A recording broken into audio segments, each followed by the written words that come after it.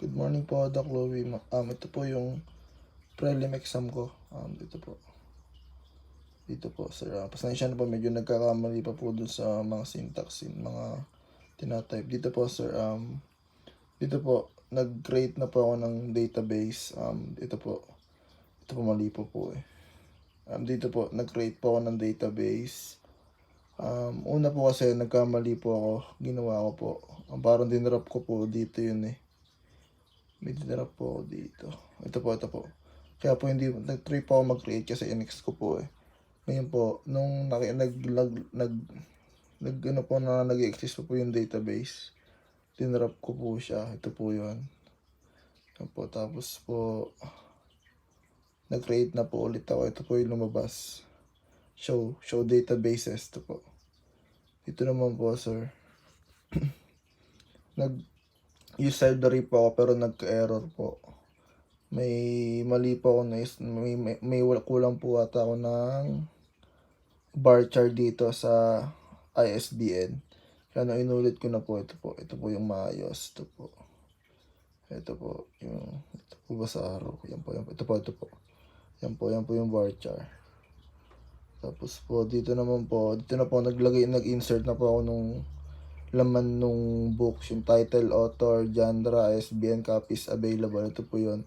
Yung 1994, George Orwell, yan, number po, tapos copies. Tapos po yan, nag-error din po dyan. Yung final na pong, ang tamang final na pong ginawa dito, ito po yun. Parang kulang po yata ako dito ng, bang mali ko dito. Wala pong ano sa taas yung ano, parang sa taas yung 3 po. Ito po. Kaya po binulit, naging tama na po.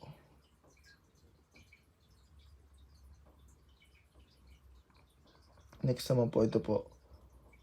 Select from books. Ito po yung lumabas. Parang pinalabas po yung nagawa ko dito. Kasi po nag-create nga po ako ng books.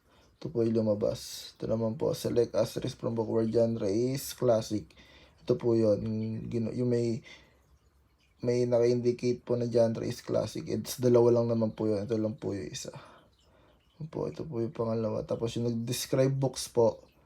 Parang dito po, nilagay kung ano yung parang mga laman po nung in-insert natin books, kung ilan po yung integer, kung ilan po, ano po yung type ng book ID, title, author, genre, and copies available, kung integer po bar chart.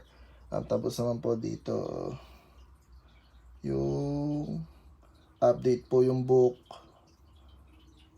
Yan po. Tapos po yung query, okay. Dito po yung delete from books where copies is 5.